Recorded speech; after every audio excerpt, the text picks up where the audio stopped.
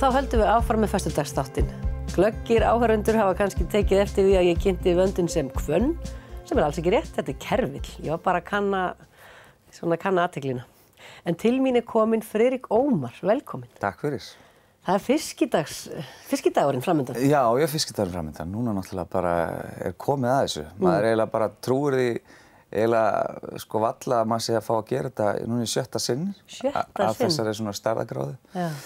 En þetta hófst allt með 30 ára afmæli Samherja 2013. Já.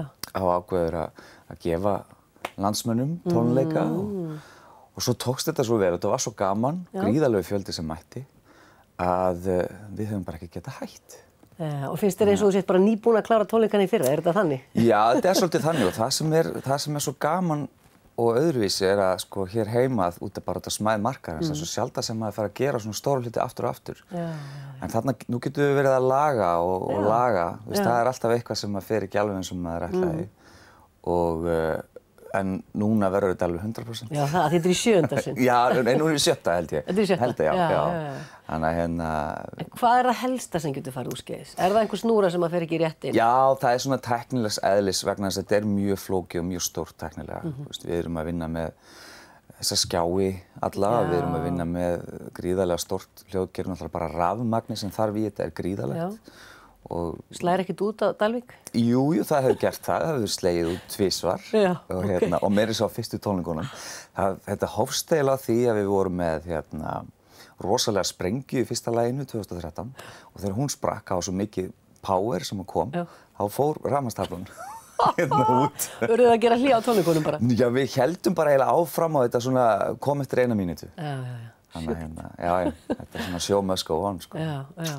En hvað með veðrið? Er það líka einhver svona faktor sem þið þurfum að ágjöra? Vissulega þá sendi ég Júlla á Dalvík alltaf post svona 2 vikur fyrir, Júlli minn, verður þetta ekki í lagi? Hann sagði, jú, sjálfsögðu. Og það er aldrei klikkað hjá honum, Það var rosalega kalt í fyrra þegar leið svona kvöldið, 2-3 gráður, en stillt og bjart. En okkur var mjög kalt á sviðinu, En meðan er ekki rigning og rok. Allt til að koma í smá dropar, en rokið er svona leiðilegast. En hafið einhvern tíma fengið rigningu? Aldrei nokkurn tíma. Og við bara, krossum puttana, Má eitthvað gefa upp listamenn sem koma fram? Núna? Já, þetta er náttúrulega, við erum búin að gefa það út.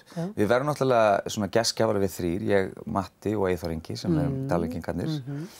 Og síðan fá hana Katrínu Halldóru, leikkonu, sem hefur verið að gera það gott með Ellie. Jóa P. Króla. Helga Möller kemur og tekur diskóið sitt gamla. Eiríkur Hauksson, Páll Rósinkrans, Egill Ólafsson, Helgi Björnsson, Jón Jónsson, Ragnheiður Gröndal. Þetta er bara landsliðið. Já, svo er ég pottþétt að gleyma einhverjum. En þetta verður bara dúndur. Erum við að tala um 2 tíma veislu? Þetta er 2 tíma veisla, bara keyrsla og það er svo sem það sem við höfum verið að leggja upp með að ofta á svona stærri viðburðum þá hafa verið að skipta hljómsveitur og bið og milli og svona. En við viljum keyra þetta alltaf áfram frekar, þetta bara styttra, þéttara, flottara segi vonandi, en svona hafa þetta meiri keyrslu fyrir áhorfandann. Þannig að sama hljómsveitin er kannski á sviðinu og svo koma nýju söngvarar. Já, það er konseptið. Þetta er bara hljómsveit viðburða eins og við köllum hana og við svolítið svona aðlögum þessa listamenn að þessari hljómsveit og þeim útsetningu sem okkur langar að gera. Þetta er svolítið svona stækkum lögin, Og er sú vinna í fullum gangi núna? Já, það er búið að skrifa núna út í einhverjar 5 vikur. Þannig að þetta er svona, maður er eiginlega allt árið. Ég er alltaf árið svona að hugsa hvað maður er að gera. En svo kemur núna svona þessar síðustu 6 vikur það sem er svona... Púslast þetta allt saman? Já, þá svona þarf að, svo bara líka, þetta er náttúrulega gríðarlegt. Þetta sem koma að þessu, þetta er 100 manns og bara eins og hjá mér, með kannski 40 verktaka sem þarf að koma fram og tilbaka og ganga frá öllu þessu. En þetta er bara ótrúlega gaman og orðin svolítið svona smurðara en það var. Og þetta er bara orðin svona hefð bara eins og þjóðhátíð í Eyjum. Það er bara fiskidagurinn á Dalvík. Já. Og tónleikarnir með. Algjörlega. Og þetta var svolítið skemmtileg viðbót við fiskidaginn. Því að þetta var ekkert, það var svolítið svona pólísían. Það var að vera ekki, stefnan að vera ekki með neina svona viðburðakvöldi til þess að svona sporna við kannski drykkju og fleiru. En svo náttúrulega þetta fjölskylduhátíð, hefur alltaf verið byggð upp sem slík. Og við náum einhvern veginn þarna á þessum tónleikum, þetta bara svona eins og ættamót. Það bara 6 ára upp á nýrætt, allir vinir. Þetta ekkert svo seint, þetta milli hvað? Nei, við byrjum korter í 10 og þetta búið miðnætti. Og þá flugeldasýningar? Já, þá flugeldasýningar, já. Þá orðið passlega dimmt þarna í ágúst. Já. Þannig að þetta orðið svolítið svona smurt, sko. Og hvað það að fá marga gesti? Hefur einhver tölu á því? Já, hún náttúrulega alveg gríðarlega há, sú tala. Og maður alltaf svona bara, þetta rétt, sko? Tölduðu rétt? En þetta kemur frá lögreglunni, þetta eftir kringum 30.000 manns sem að koma þarna. Og á tónleikum 25 og upp í 33.000, sko. Það allir verulegt. Já, þetta rosalega mikill fjöldi. Og það pláss fyrir fólk fyrir fram á sviðið? Já, það það, sko. Og við erum alltaf að bæta skjáina fyrir fólk, svo sjáið betur. Og við erum að gera það núna líka.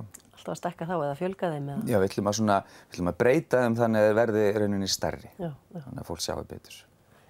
Púsla maður saman mörgum litlum eða þetta bara einn stór? Nei, þetta 50 hver eining sem púslað saman og svo bara getur maður gert í rauninni hvað sem við þá, sko. Magna, tæknin í dag. Þetta eru 100 fermetrar sem við erum að setja upp. Og það þarf eitthvað búnað í þetta alltaf? Já, þetta sem betur fyrir þetta orðið bara þannig hérna heima að það reglulega haldnir stóri viðburðir að nú þetta til. Það ekkert mörg ár síðan, þetta var ekki til í þessum magni. En ef einhverju aðrir að halda tónleika á sama tíma, ekki slegist þetta? Til alveg 20 völdu eða? Jú. Til dæmis í fyrra þá var Justin Timberlake með tónleika í vikuna eftir, þannig að allir búnaðin þurfti að fara svona í burtu. Þannig að, en núna þetta held ég nokkurn veginn smurt, sko. Það að mörgu að hyggja. Og hvað svona framundan hjá þér, svo þegar fiskidagurinn klárast, hvað tekur við hjá Friðriki Ómari?